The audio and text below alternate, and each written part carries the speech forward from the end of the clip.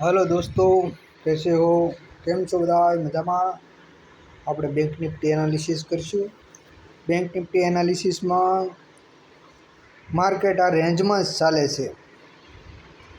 એની 1500-2000 પોઈન્ટની રેન્જ છે। એની 5000થી લઈ અને 4700 આજુબાજુ 47,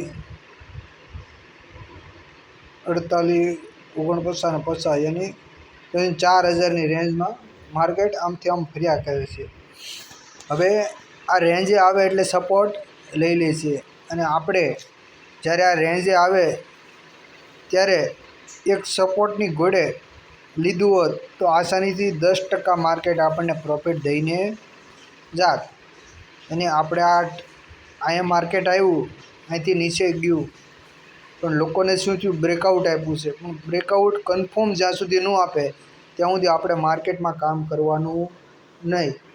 કન્ફર્મ યાની કે માર્કેટ આવી રીતના કેન્ડલ બનાવે, નીચે ઊંધી જાય, અને ફરીને પાછું રિટ્રેસ કરે, ફરીને પાછું અહીંયા રિટ્રેસ કરીને નીચે મારે તો આપણે સમજવાનું કે નીચે જાય છે। અને એ નીચે જાય છે તો આગળનું યાની અહીંયા સુધીનો પહેલો સપોર્ટ લેશે, યાની કે 44500 વાળો સાયકોલોજી સપોર્ટ છે અને હોરિઝોન્ટલ લાઇનનો સપોર્ટ છે। એટલે આ સપોર્ટ ઉપર માર્કેટ કામ કરશે અને 10, 15, 20% માર્કેટ આપે એટલે રાજી ખુશીથી લઈ લેવાનું। ઝાઝું લેવા જશો તો ઝાઝું આપશો અને ખોવાશે ત્યારે ઘણું દુઃખ થાય છે। એટલે થોડો પ્રોફિટ, થોડો લોસ લેતા જાઓ અને આગળ વધતા જાઓ।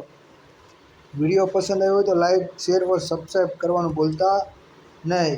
જય હિન્દ, જય ભારત।